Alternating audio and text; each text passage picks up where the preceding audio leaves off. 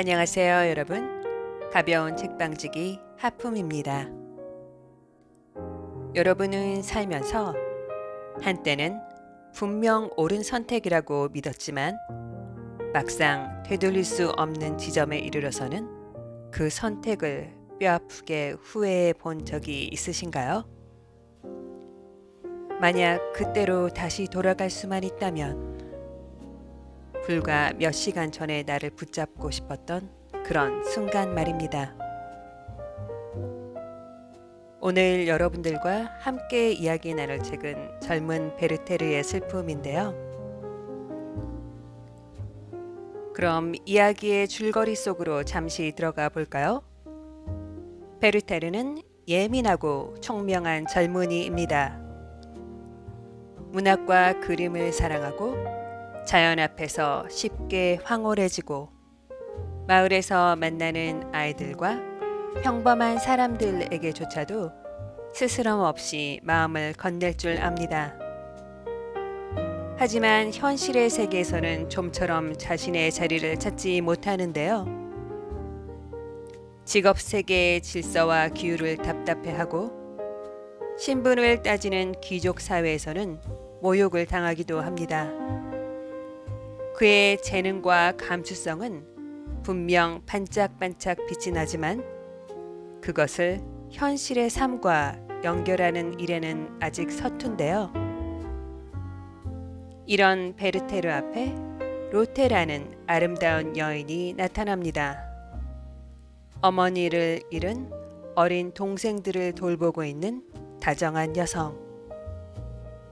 자신과 문학적 감성을 나눌 수 있고 함께 춤을 추며 기쁨도 나눌 수 있는 사람. 하지만 로테에게는 이미 알베르트라는 약혼자가 있었습니다. 성실하고 현실적이며 로테를 진심으로 아끼는 사람. 베르테르는 로테를 처음 만나는 순간부터 이 사실을 알고 있었지만 그럼에도 불구하고 그의 사랑이 시작되는 것은 막을 수 없었습니다. 처음에 로테는 베르테르의 삶을 넓혀주는 사람처럼 보였습니다. 그녀와 함께 있으면 자연은 더욱 경이로워지고 음악과 책의 깊이는 더 더해지며 이 세상은 전에 없던 의미로 가득 차게 됩니다. 그러나 시간이 지날수록 그 사랑은 그의 삶을 넓혀주기보다는 나머지 모든 삶들을 밀어내기 시작하는데요. 직업도, 우정도, 자연도, 새로운 장소에서 다시 살아볼 가능성조차도 힘을 잃어갑니다. 로테는 더 이상 그가 사랑하는 한 사람이 아니라 자신이 살아있음을 느끼게 해주는 거의 유일한 이유가 되어갑니다. 어쩌면 베르테르를 무너뜨린 것은 이 사랑이 너무 컸기 때문만은 아닐 것 같은데요. 이 사랑을 제외한 나머지 삶이 상대적으로 너무 작아져 버렸기 때문인 것 같습니다. 이 소설에는 베르테르와 닮은 또 한 사람이 등장합니다. 자신이 모시던 여주인을 사랑했던 한 머슴의 이야기인데요.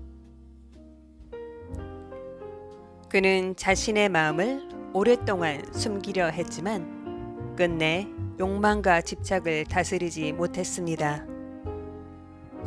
그 집에서 쫓겨난 뒤에는 자신을 대신해 들어온 새 머슴을 살해하고 맙니다. 베르테르는 이 사람을 이해하고 변호하려 하지만 그의 범죄가 옳다고 생각해서라기보다는 이성으로는 감당할 수 없는 열정이 있다는 사실을 누구보다 잘 알고 있었기 때문일 것입니다. 하지만 베르테르는 그 남자의 모습에서 자신의 미래를 보면서도 멈추지 못합니다. 타인의 비극이 경고가 되기보다 오히려 자기 감정의 불가피함을 증명해주는 이야기로 받아들여졌던 것은 아닐까요? 사람은 때때로 자신이 보고 싶은 방식으로 타인의 이야기까지 해석하곤 하니까요. 우리도 우리의 마음을 돌이키기 위해 이야기를 읽는 것이 아니라 이미 내가 내린 결론을 확인하기 위해 그 이야기 속에서 나와 닮은 사람을 찾아내기도 하니까요. 이제 베르테르에게 사랑은 점차 하나의 완성된 이야기가 되어갑니다. 나는 로테를 운명적으로 사랑한다. 하지만 이 사랑은 결코 이루어질 수 없다. 그렇다면 셋 중 누군가는 사라져야 한다. 나는 로테도 알베르트도 죽일 수 없으니 내가 사라지는 수밖에.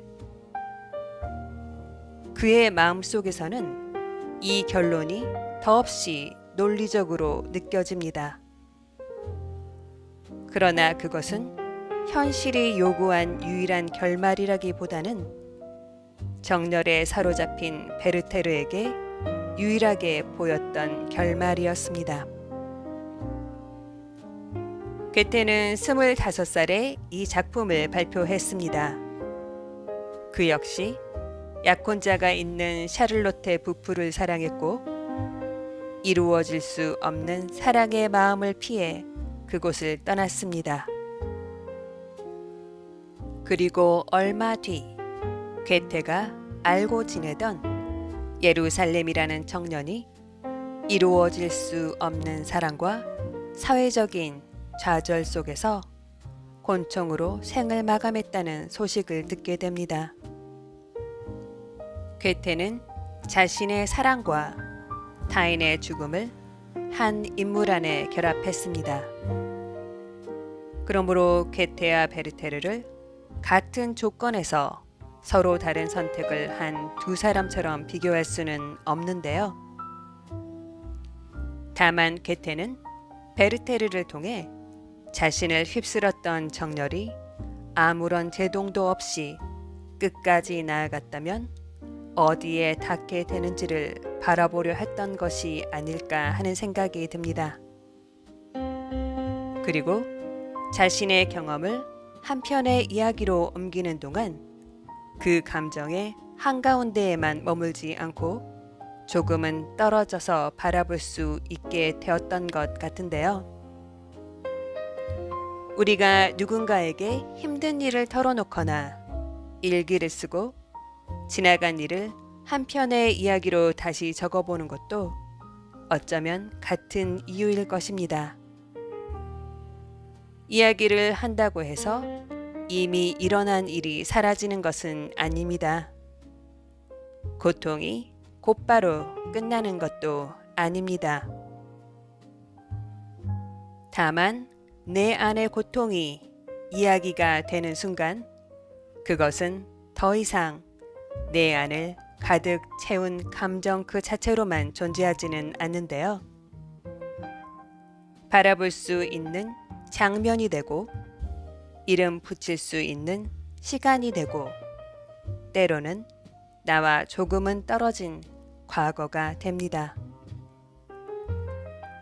문학이 사람을 치유한다면 고통을 없애주기 때문이라기보다는 고통과 나 사이에 아주 작은 거리를 만들어주기 때문일지도 모른다는 생각을 합니다. 하지만 괴테는 베르테르의 마지막을 아름답게 정리해주지는 않았습니다. 베르테르는 로테에게 마지막 편지를 남기고 알베르트의 권총을 빌립니다. 그 권총을 로테가 직접 만졌다는 사실에 그는 특별한 의미까지 부여합니다. 그의 상상 속에서 죽음은 사랑을 영원하게 완성시켜주는 마지막 장면이었을지도 모르겠습니다.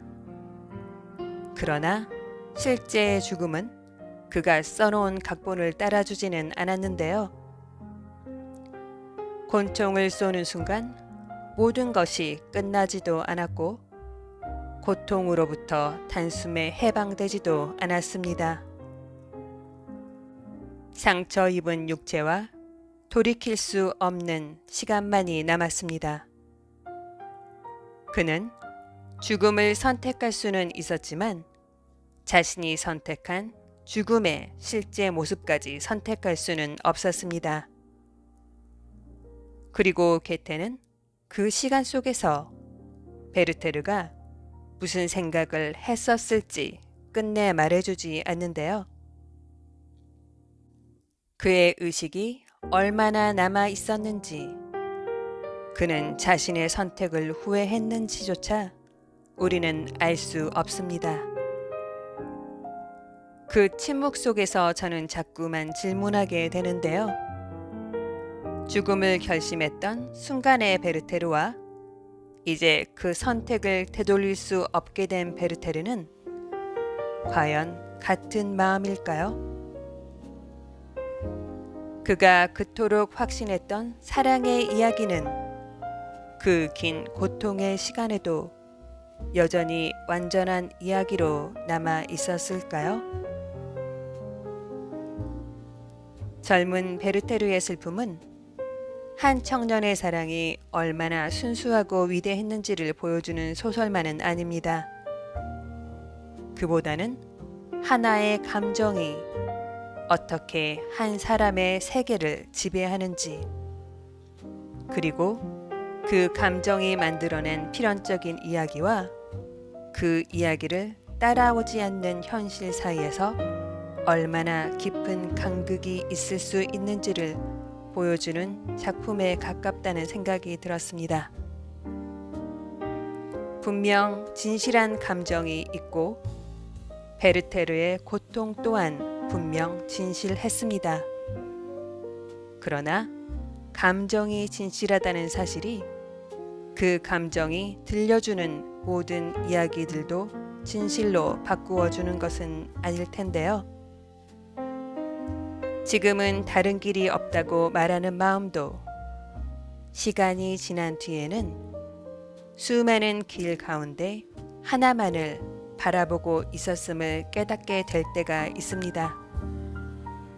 그러니 우리에게 필요한 것은 감정을 부정하는 일이 아니라 그 감정이 내 삶의 전부가 되지는 않도록 잠시 떨어져 바라보는 일일지도 모르겠습니다.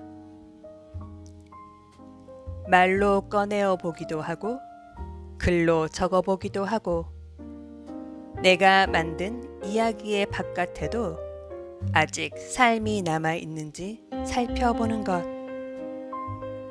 괴테는 베르테르의 마지막 시간을 침묵으로 남겼습니다. 그리고 250년이 지난 지금도 그 침묵은 우리에게 묻고 있습니다. 지금 내가 유일한 진실이라고 믿고 있는 이 감정은 진정 내 삶의 전부일까요? 아니면 아직 보이지 않을 뿐 이 이야기의 바깥에도 내가 살아가야 할 삶이 남아 있는 것은 아닐까요? 지금까지 하품이었습니다. 여러분 감사합니다.